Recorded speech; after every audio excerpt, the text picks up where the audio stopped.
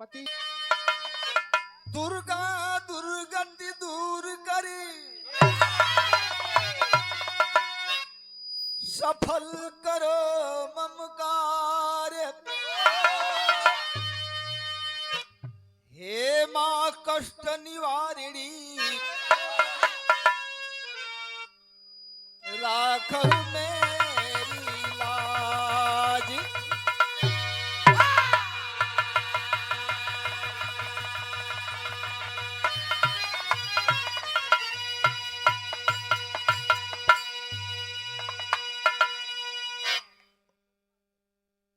मानस यो तंस बंस हंस की सवारी सोहे, बुद्धि विधाता माता सरस्वती कहती हो। भाव से भजन भक्ति श्रद्धा से करने पर भक्त की मदद है तू दौड़ करके आती हो।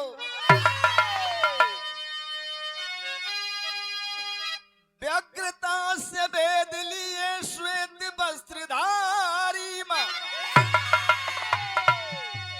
स्वर्ग की बिहारी आके रास्ता बताती हो। फहरा देती ध्वजा, फेर देती निगाहें जब, चाहे जिसे माता शिखर पे चढ़ाती हो।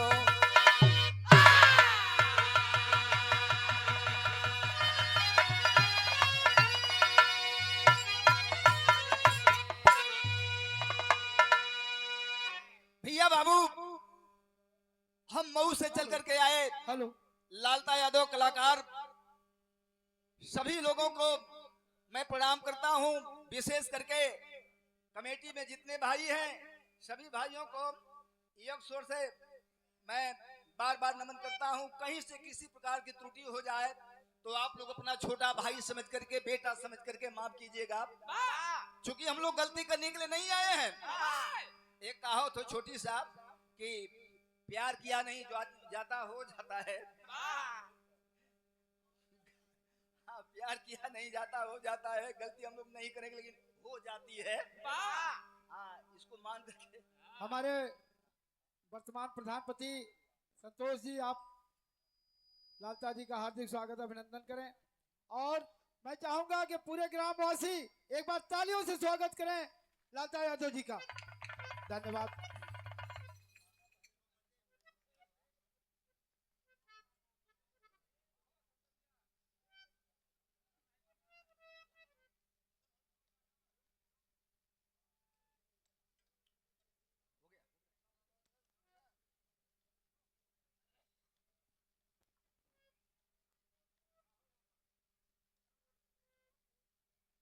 करता हूं और कार्यक्रम की शुरुआत हो गई वंदना से। और हमारे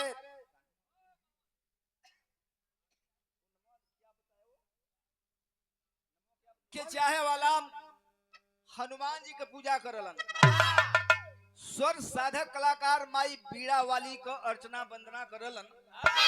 लेकिन मैं बताना चाहता हूं आप लोगों से कि कौन इंसान नहीं चाहता कि हमको तीनों हस्तियां प्राप्त हो जाए। तीनों चीज के मिलल हल हिंदुस्तान में। दारा पहलवान के, दारा पहलवान पहलवान भी थे और पैसा रुपया का कमी भी ना रहल, और फिल्मी दुनिया में भी काम कैलन। वो रामायण सीरियल में हनुमान जी का रोल निभौले रहलन। खैर, वंदना की शुरुआत है। वंदना के शुरुआत का तर्ज है, ए समय नई नई चलल बा,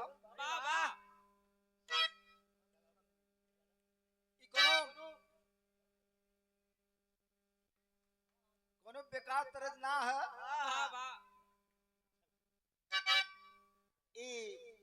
पारिवारिक तरज है।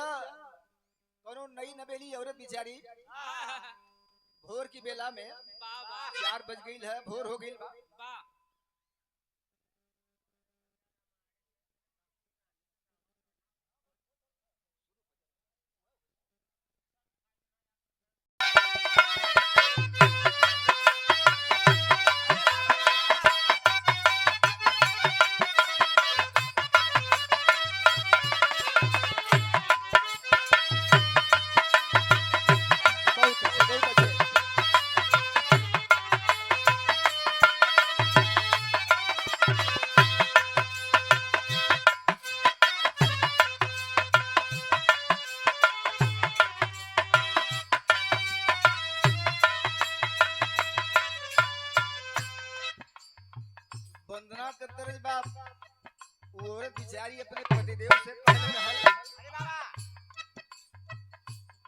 छोड़ा छोड़ा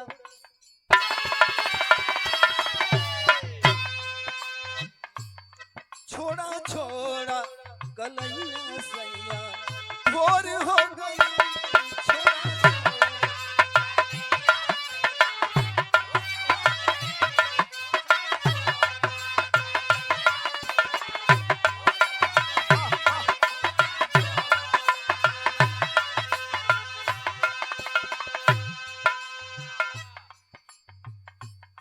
तनी ताकि नयनवा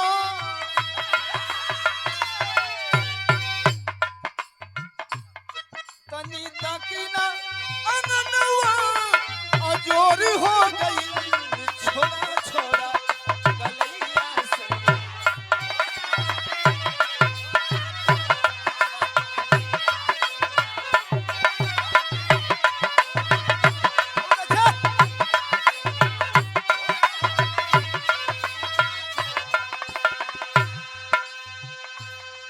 ई वंदना का तर्ज है लेकिन भक्त माम बीड़ा वाली से चाहे शेरा वाली से प्रार्थना के लिए बाप माँ एक है शक्ति एक है रूप अनेक है कहीं कलकत्ते वाली काली कहीं शेरा वाली कहीं बीड़ा वाली ये एक भक्त का कहना बाप डरा डरा डरा डरा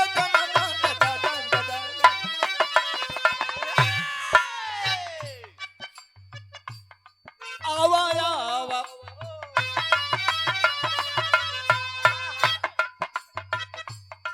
आवा आवा ये माई जल्दी देर हो गई आवा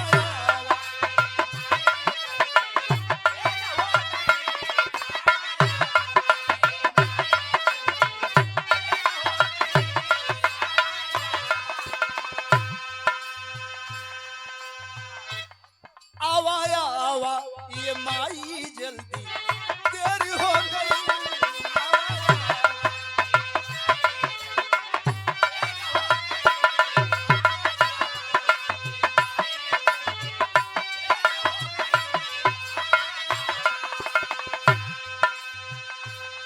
भूखल बारू की बीमार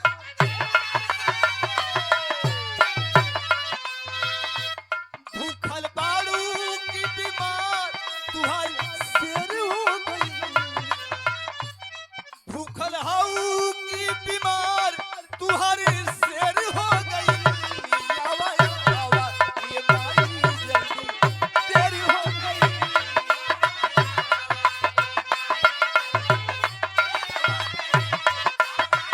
अभी जी बोल कर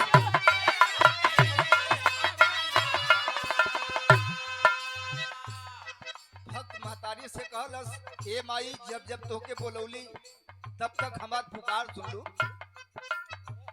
जब जब बोलवले बानी बाबा जब जब बोलवले बानी कैलू ना देर हो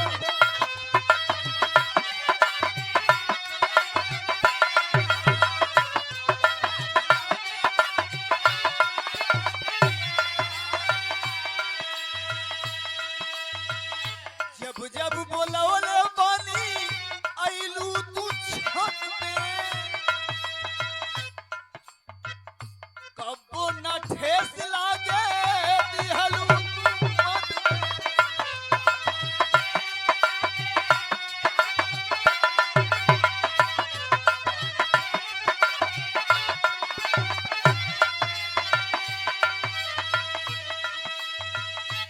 हमसे जे भी लड़े आइल ऊ ढेर हो गई हमसे जे भी लड़े आइल ऊ ढेर हो गई आवा आवा ये माई जल्दी देर हो गई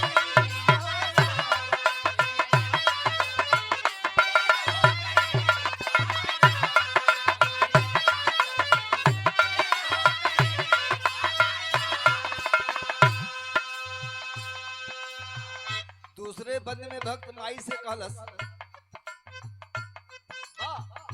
सब दिन से रखले बाड़ू सब दिन से रखले बारू हमारे जुबान के।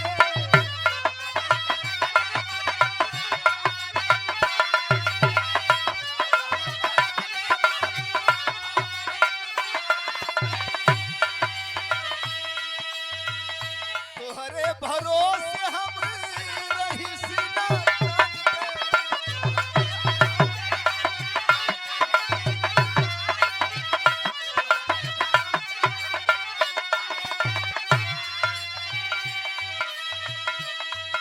आज मनवा में हमरे अबेर हो गइल। आज मनवा में हमरे अबेर हो गइल। आवा आवा ए माली जल्दी देर हो गइल।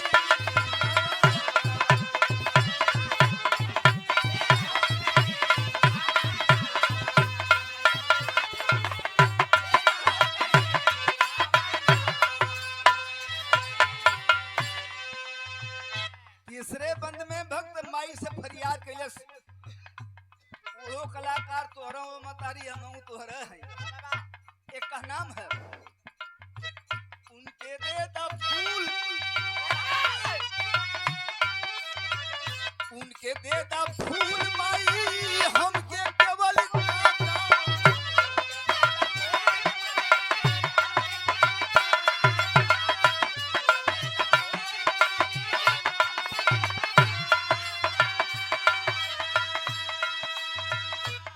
लेकिन एक ठे गलती मत करिया मतारी।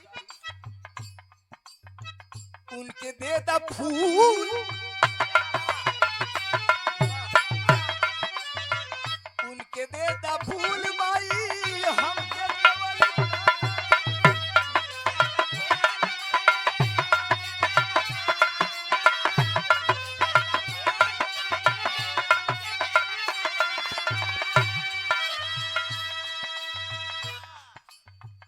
आधा आधा ज्ञान माई दोनों जन के बाटा।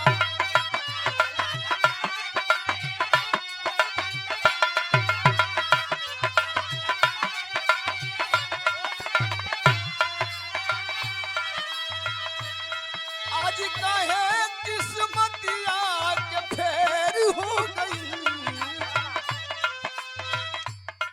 आज काहे किस्मतिया के फेर हो गई। हमारा ये माई देर हो गई।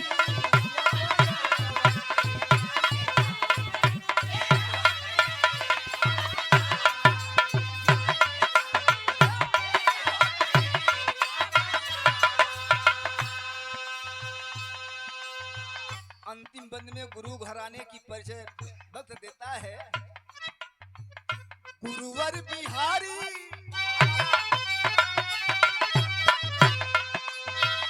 गुरुवर बिहारी गुरुदेव श्री राम लाल हो।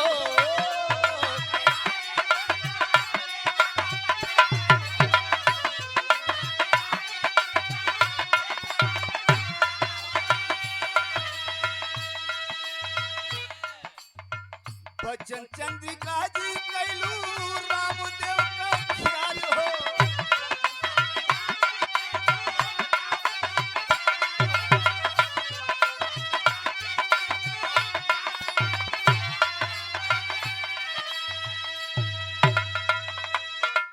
आज ललिता के मन में आज ललिता के मन में सवेर हो गई। शाम से सुबह होके जात बाप के आज ललिता के मन में अरे सवेर हो गई।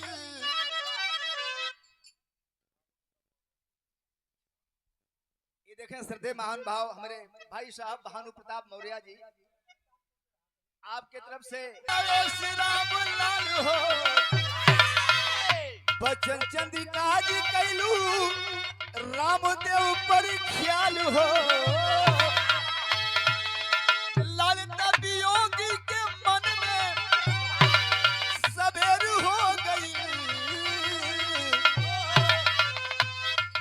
ललिता वियोगी के मन में सवेर हो गई आवा आवा आवा आवा हो मैया आवा आवा ए माई जल्दी अरे देर हो गई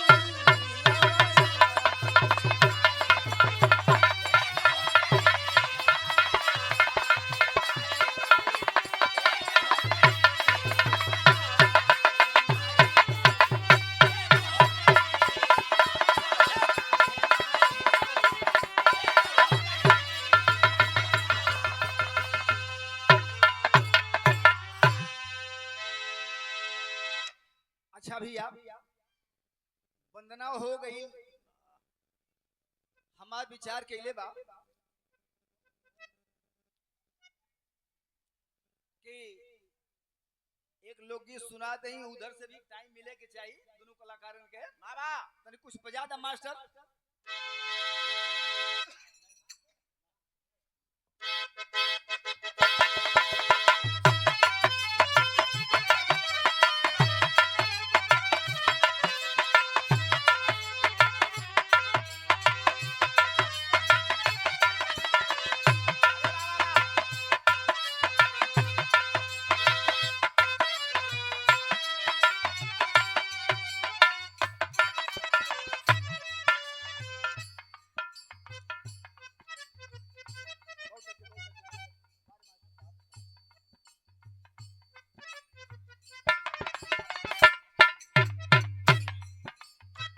ये देखें ये देखा मास्टर साहब ये हमारे मास्टर साहब के बुढ़ा आप लोग मत समझा हम पहले समर के धुन बजावा तो ये धुन लगा देलन कोनो लड़की लड़का के बीच के बात जहाँ से देख ला वहीं से देख के कोशिश करी हा लड़की के शादी के दिन रखा गई लड़का फोन पर लड़की से रोवत का कहलस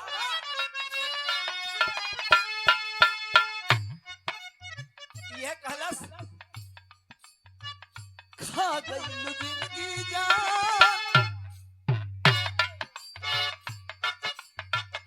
खा गई जिंदगी जान मोहब्बत के खेल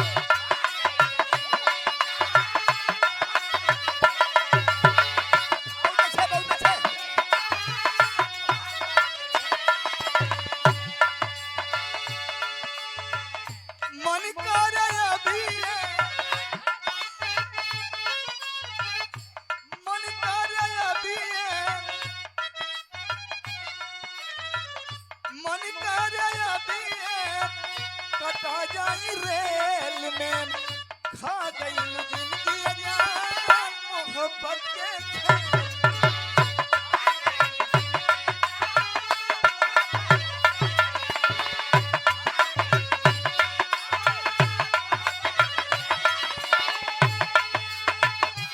बहुत अच्छे से रहा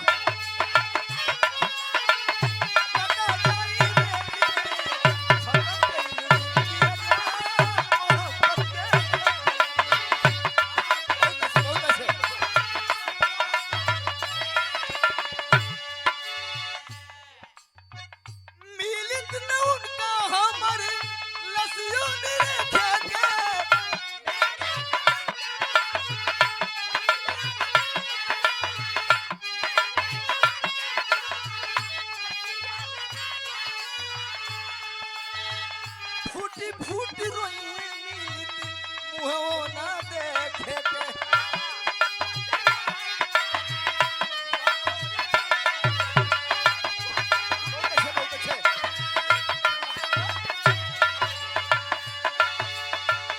डाली गई जान हमरो डाली गई जान हमरो जिंदगी झमेल में खा गई जिंदगी जान मोहब्बत के खेल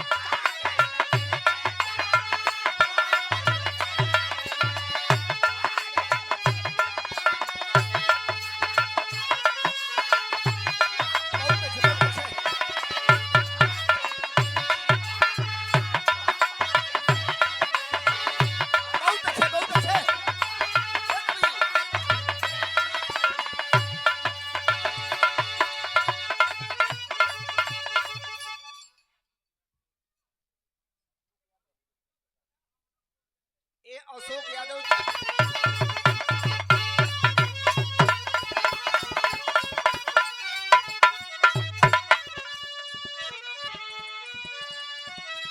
और समय का प्रसंग है बाबूजी, जौन समय द्रौपदी जी सभा के बीच में खड़ी है, दुशासन द्रौपदी का चीर खींचा चाहता है।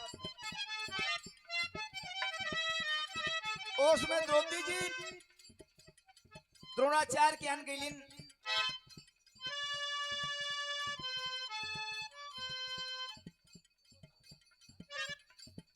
द्रौपदी जी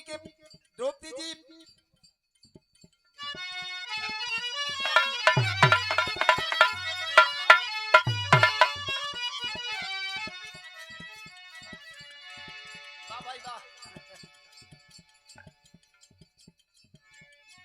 हेलो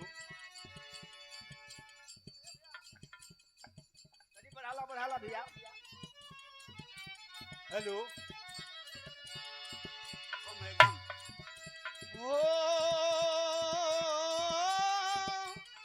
बहुत अच्छे बहुत अच्छे।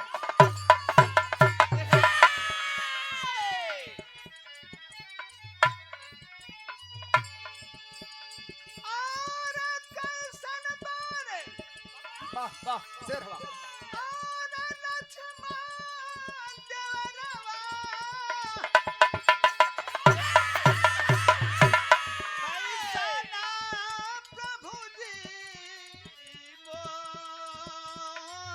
बहुत अच्छे शेर हवा। क्या बात है।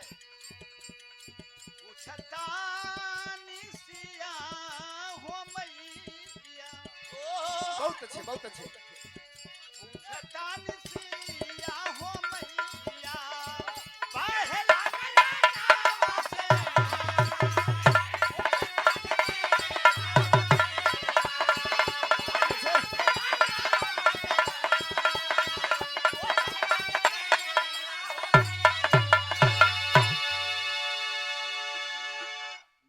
कवि जी वाह।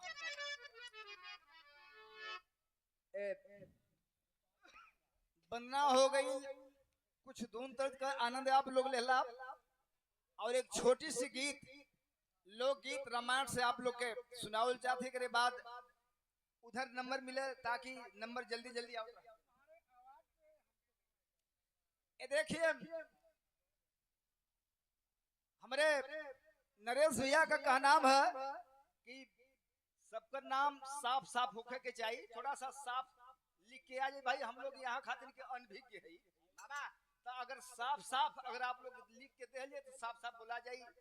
हम लोग तो आप लोग खातिर भूखायल है कि हम लोग के कितना पब्लिक सुन भद्र के मिला कि हम लोग हौसला अफजाई होगा।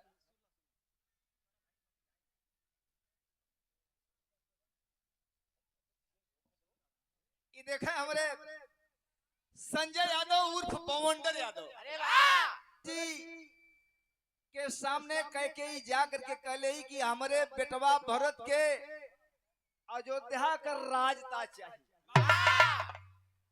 और राम के 14 बरिस खातिर वनवास। देवासुर संग्राम में राजा दशरथ जी वचनबद्ध रहलन। काहे बदे वचनबद्ध रहलन? लड़ाई के मैदान में कई मदद कैले रही राजा दशरथ का। राजा दशरथ जी कहले रहन कि रानी कभी समय आ जाई तो तू वरदान हमसे मांग लिया। रानी कई कहले रही कि तू वरदान हम मांगब समय अइले पर। अब वो समय आ गए। मंथरा जब कई के जाके बतौली कि तोहरे भरत के राजगद्दी ना मिली तो बड़का बेटवा राम के राजगद्दी दी है राजा दशरथ जी। वही समय कई राजा दशरथ जी के बुलाए के कहली कि मंगन जो देव कहले रहा उ मंगनवा हमें आज हमके चाहिए, मंगन हमके चाहिए। राजा दशरथ जी कहले कि कोनो छोट मोट मंगन मंगी है, उनके का मालूम कि हमार करे जवाब मांग ली है। कई से कहलन कि कवन तो के मंगन चाहिए। तो राजा दशरथ जी का बात सुन के कई कली की सुना राम के 14 बरिस खातिर वनवास, हमारे बेटवा भरत के अयोध्या का राजताज। अखिया से झरझर झरझर पानी राजा दशरथ जी के गिरत है। रोमा थमन वचनबद्ध थे ना, वरदान देना ही देना है। अगर न दे तो रघुकुल रीत सदा चली आई, प्राण जाए पर वचन न जाई। अगर वचन न निभावे तो कुल मर्यादा घट जाई। ओ समय राजा दशरथ जी रोत होन बिरहा में तर्ज लगिल मास्टर। बारे भैया मास्टर साहब,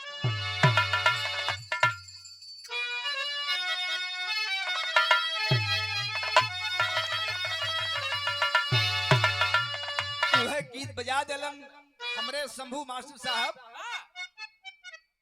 कहा त झुलनिया गढ़ा गई। बारे मास्टर साहब बाल लाइन देला त खूब। अरे कहा त झुलनिया गढ़ा गई, कवनवा के 4 दिन पहिले।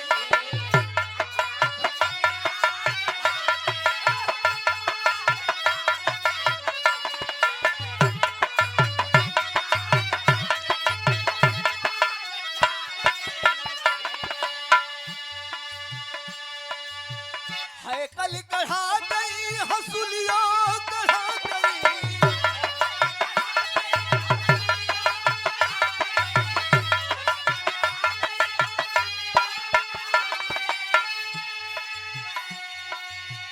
पौवा का तोहरे पयलिया गढ़ा गई।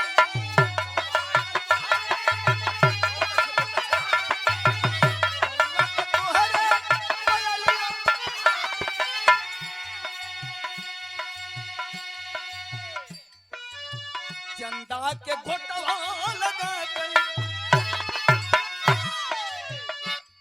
एकदम बांध बांध के आवाज आओगे चाहिए।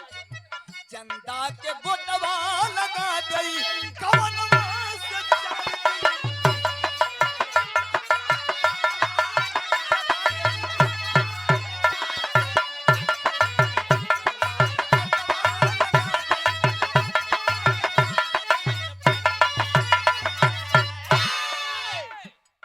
अब ये लाइन पर लगा थे कि घरे होश कैले रखा है भाई।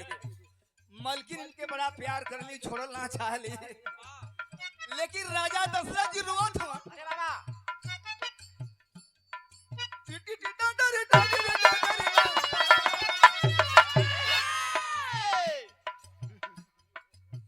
मगजनिया सन मगनवा, मगजनिया सन मगनवा, मन में विचार कइला।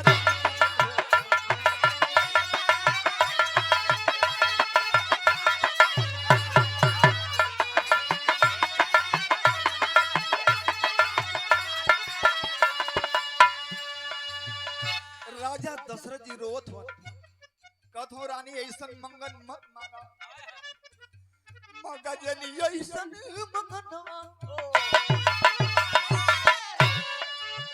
मगजनी ऐसन मंगनवा, मन में विचार कइला हो।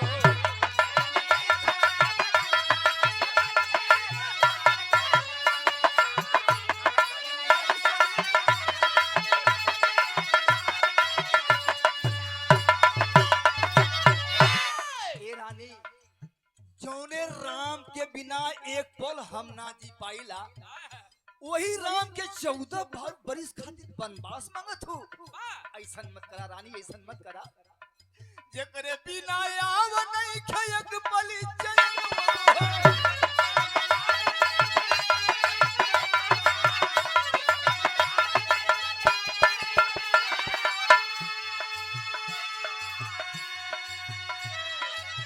ओकरा के कैसे पठाई हम बनवा।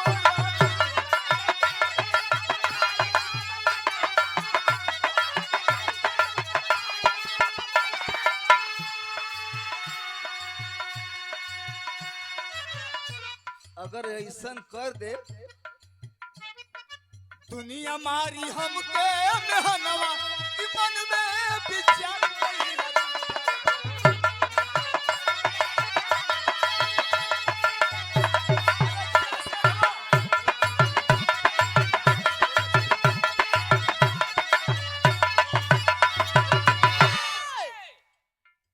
दुनिया हमके ताना मारी रानी, अयोध्या के लोग यह कही हैं कि अपने औरत के चलते अपने बड़े बेटवा राम के राजा दशरथ जंगल में भेज दिलन।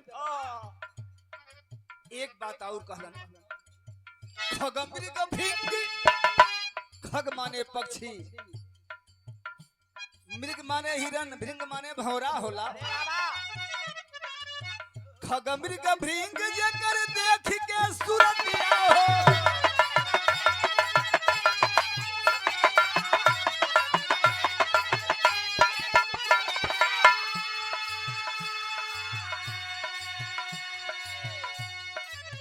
जाले भुलाए अपन सगरो विपतिया रानी।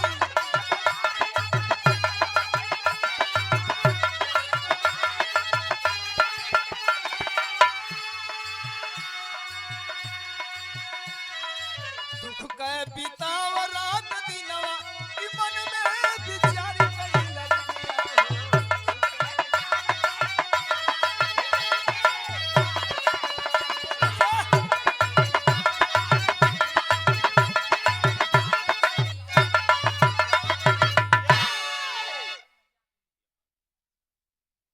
देखें डॉक्टर कन्हैया बिंद बिसाहर के धरती से भाव पर 101 रुपया पुरस्कार दलन। 100 बार भैया के नमन बा, सब भैया के जथा उचित नमस्कार बा बाबू। वही लाइन पे दलन हा, मगजन ऐसन मंगनवा,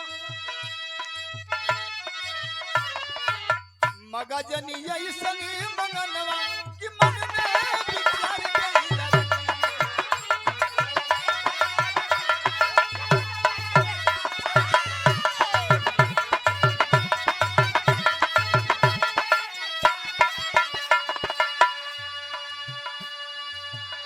जैसे तो के भरत प्यारा हम कह कही, वैसे ही कौशल्या के राम प्यारा हो। ऐसन मत करा, ऐसन मत करा कह कही, ऐसन मत करा, लेकिन कह कही माने के तैयार ना है।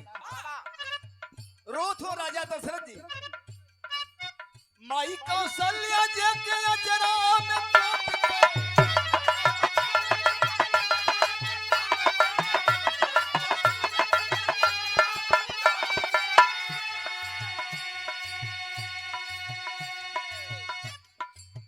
कैली सयान दे के प्यारी का वो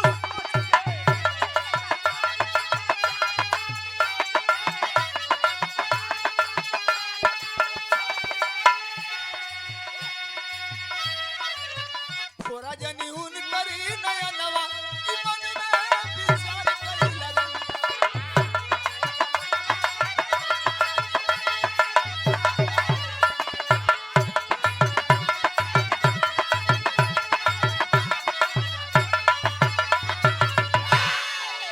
लेकिन रानी माने के कहा तैयार है, ना मनले रानी। भगवान राम के जंगल भेजवाई के कल कैली, वाह वाह वाह। लेकिन राजा दशरथ जी हाथ जोड़त हो। देखा एक मर्द हो करके आज अपने औरत कई कई के सामने हाथ जोड़ के कहलन है, हाँ कहत हो। अनधन सोना चांदी लैला गहनवा,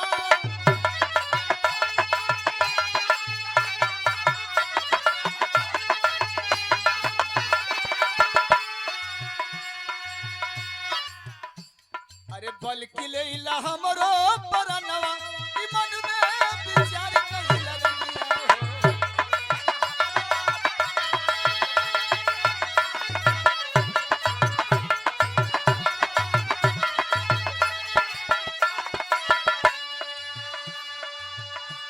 रानी माने के तैयार ना है, राजा दशरथ जी के जंगल भेजे के पड़ल।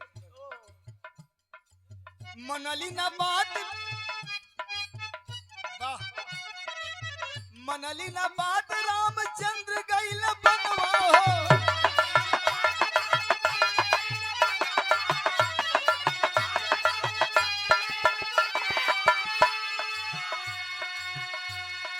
पिता 14 वर्ष फिर अइले भवनवा हो।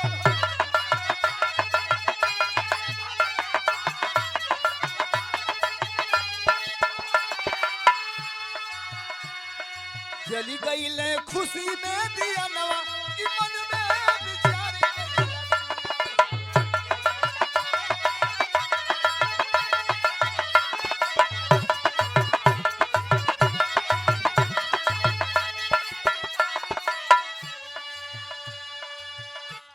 अंत में गुरु घराने की परिचय भक्त देता है। कैसे मास्टर?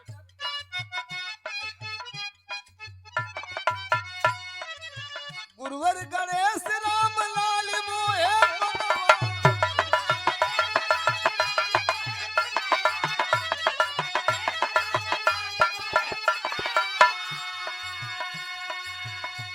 अरे स्वर्ग गईल चंद्रिका बिखेर के तरनवा हो।